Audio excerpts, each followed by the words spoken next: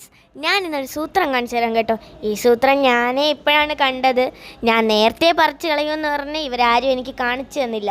ആ സമയത്താണ് ഇവാൻ അവിടെ ഓടിക്കളിച്ച് അവൻ്റെ കാല് മുറിഞ്ഞത്. സൂത്രം എന്തെന്നല്ലേ?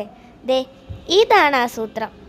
നമ്മുടെ വീട്ടിൽ ആദ്യമായിട്ടുണ്ടായ ചാമ്പമരത്തിൽ നിന്ന് നമുക്ക് 4 ചാമ്പയ്ക്കാണ് കൂടിപ്പോയി, 4 ചാമ്പയ്ക്ക ഉണ്ടായി. അങ്ങനെ ഞാനും ഇവാനും അത് പറിക്കാനുള്ള എക്സൈറ്റ്മെൻറ്റിലാണ്. നമ്മളെ വീട്ടിൽ ആദ്യമായിട്ടാണ് ഇങ്ങനത്തെ ഒരു ചാമ്പയ്ക്ക വരുന്നത്. അപ്പോൾ അതിൻ്റെ ഭംഗി കുറേ നേരം ഞാൻ ആസ്വദിച്ച് നിന്നിട്ട് പിന്നെ ഞാനങ്ങ് പറിക്കാമെന്ന് വിചാരിച്ചു.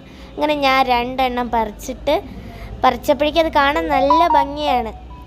ഡാർക്ക് പിങ്കിൽ നിന്ന് ഇങ്ങനെ ലൈറ്റ് പിങ്കിലോട്ട് വരുമ്പോൾ അതിൻ്റെ ടേസ്റ്റ് എങ്ങനെയായിരിക്കും എന്നറിയാനായിരുന്നു നമുക്ക് ആഗ്രഹം.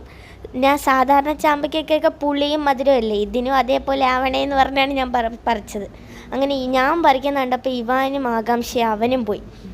അവനാണെങ്കിൽ അതൊന്നും നോക്കാതെ വലിച്ചങ്ങ് എടുത്ത്. ഇവാനാണെങ്കിൽ ഇത് കഴിച്ചിട്ടില്ല കേട്ടോ ചാമ്പയ്ക്ക. അങ്ങനെ അവന് 2 എണ്ണം ഉണ്ട്, എൻ്റെ 2 എണ്ണം ഉണ്ട്. അങ്ങനെ അവനാണെങ്കിൽ അത് കാണിക്കാൻ പോലും അവൻ കൂട്ടാക്കുന്നില്ല.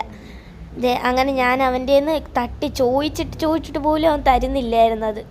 അവന് ഭയങ്കര സന്തോഷമായത്. 4 എണ്ണം അവൻ്റെ കൈ കൊടുത്തപ്പോൾ അവൻ്റെ ആ ചിരി കണ്ടില്ലേ, അവനെല്ലാം പൂട്ടി കെട്ടി വെച്ചേക്കായിരുന്നു. അങ്ങനെ എനിക്കിത് കഴിക്കാനുള്ള ആകാംക്ഷ കാരണം ഞാനാണെങ്കിൽ അവൻ്റെ നിന്ന് 4 എണ്ണം വാങ്ങിച്ച്, അവൻ തരത്തില്ലായിരുന്നു, പിന്നെ എങ്ങനെയോ വാങ്ങിച്ചതാണ്. അങ്ങനെ ഞാനത് കൊണ്ടുപോയി ടാപ്പിൽ കൊണ്ട് കഴുകി, നല്ല വൃത്തിക്ക് കഴുകി, എന്നിട്ട് ഞാനും ഇവാനും അത് ടേസ്റ്റ് ചെയ്തു. അപ്പോഴാണെങ്കിലോ നല്ല ചെറിയ മധുരവും നല്ല പുളിയും ഒക്കെ ഉള്ളൊരു നല്ല ടേസ്റ്റായിരുന്നു. അങ്ങനെ ഞാൻ എല്ലാവർക്കും 1 എണ്ണം വെച്ചേ ഉണ്ടായിരുന്നുള്ളൂ.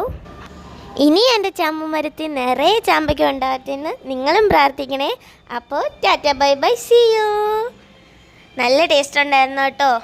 ഇവാനാണെങ്കിൽ ആർക്കും കൊടുക്കാതെ 3 എണ്ണം അവൻ്റെ കയ്യിൽ തന്നെ വെച്ചിട്ടുണ്ടത്.